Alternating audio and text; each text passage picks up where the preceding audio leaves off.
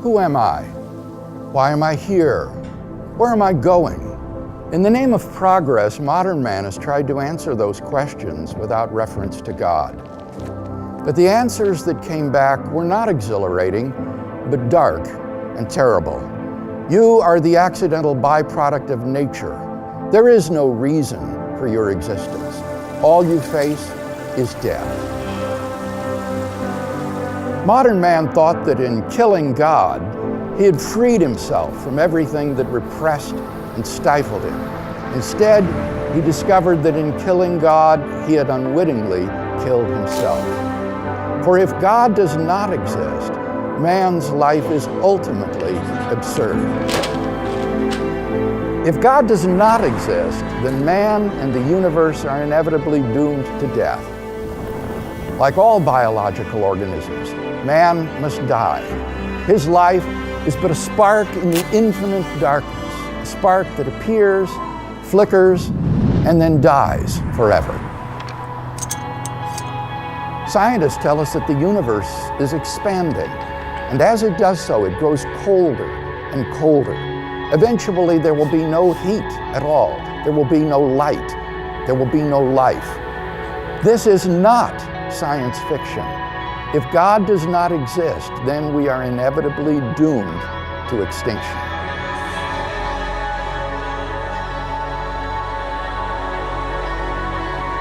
Now, what does all this imply? It means that life itself is absurd. It means that the life we do have is ultimately without meaning, value, or purpose. If each individual person passes out of existence when he dies, what ultimate significance can be assigned to his life? His life might be important relative to certain other events, but if all of the events are ultimately meaningless, what can be the ultimate significance of influencing any of them? Mankind is thus no more ultimately significant than a swarm of mosquitoes, for their end is all the same. This is the horror of modern man. Because he ends in nothing, he ultimately is nothing. But it gets even more distressing.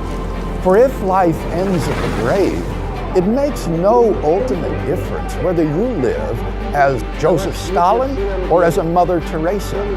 If your destiny is ultimately unrelated to your behavior, then you may as well just live as you please.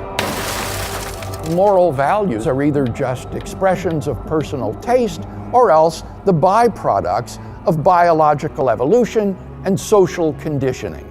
Who's to say whose values are right and whose are wrong?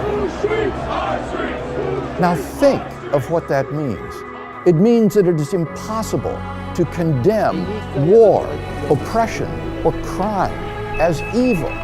To kill someone or to love someone is morally equivalent.